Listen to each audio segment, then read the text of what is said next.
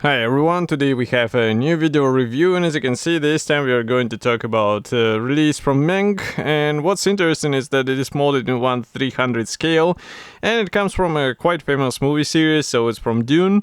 And as you can see here, we get the Harkonnen Ornithopter. So this one is a bit different from what we were reviewing together before. It was a 3Ds, and now we get different variants of this one. So I guess the main difference is the layout design of this one, because here I think we have more wings, and also in a small scale it should be a bit more fun to assemble because it won't take a lot of space.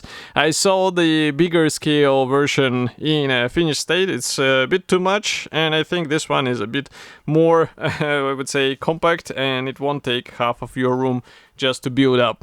So first of all, as you can see, the box size is not that big as well. So here is comparison with my hand. I can completely cover it. We have quite nice box art here, and on the side you can see how it can be assembled. So we can assemble it in a flying position, or we can assemble it in a parked position. And as far as I remember, they're not movable on the finished model, so you have to decide in advance, but still it's good to have at least some variants for the build up.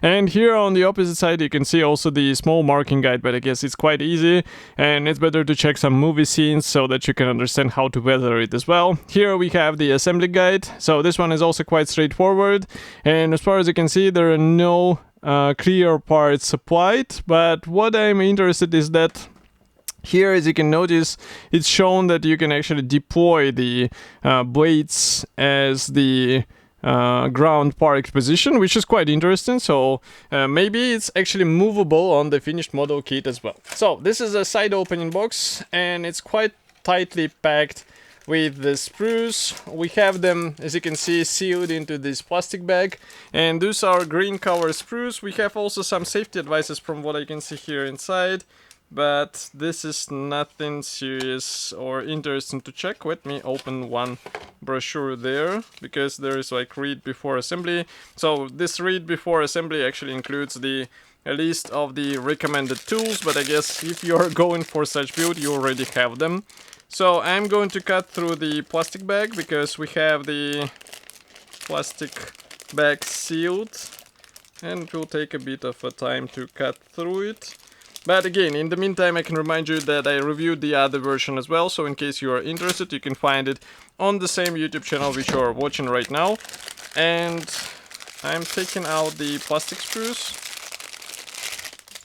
and we will take a look from this frame F. So let's zoom in, and here you can see that we have actually the nose section for this aircraft, and as you can see it is molded as a single piece part, which is quite important. I think in small scale it will be visible if it could be assembled out of two parts, but here we have it as a single piece element, and this is quite important for the consistency of this build up. And also note that this, I think this is the tail section or maybe the landing gear, but it is also assembled or molded as a single piece part. So you have the features from both sides. Next we continue with the sprue E. This one is the main fuselage. So here we already have the two-piece assembly, and inside you will find large guiding elements. But I guess for professional modelers this is still not enough. They will try to get the smooth joint between these parts, and those large holes, they are actually installation points for the wings. As you remember, there are 6 wings on this one. And if we are talking about the wings, they are supplied on 2 sprues. As you can see, that's the sprue D, and I will show you only one because there is no point in showing both at the same time.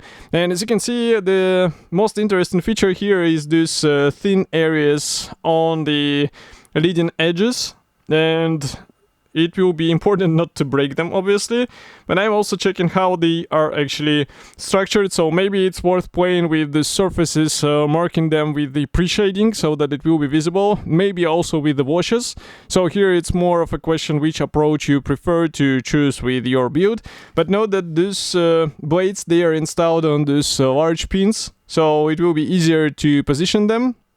And also you should also check the overall alignment, so they obviously should mirror each other. Next, we also have here the model stand. I think this is a very useful thing for displaying your model in a finished state, because otherwise it will be really tricky to find something suitable.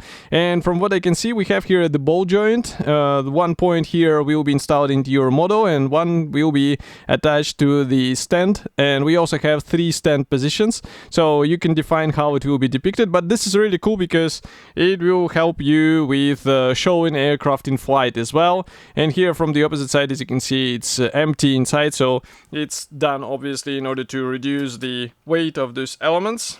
And last but not the least is the sprue B. So here we have a lot of small parts. We also have the landing gear. For the landing gear, I think it's also a good idea to spend some time trying to achieve a bit more weathered look. As you remember, those aircraft were quite dusty and dirty, so that's why you can try to go with the same appearance in your build as well. But of course it will be also dependent on the references, so in case you can find some shots or let's say frames from the movie, that will help you also with a bit more convincing finish. As for the canopy, I say that we do not have the clear parts. We have those decals, so you have to apply them on the nose section, but I think this should be sufficient for the scale. Maybe it's also a good idea to apply a bit of a gloss lacquer on top so that it will look like a glass, and then you have a really nice result. So overall, I think it's a cool release from Meng, and it should be already available, so in case you would like to have your own copy of this aircraft, you know what to do. And of course, I will be happy to hear your opinion, so do not forget to write it here in the comment section below. And I will see you in the next video review as usual. Thank you for joining me today, and bye.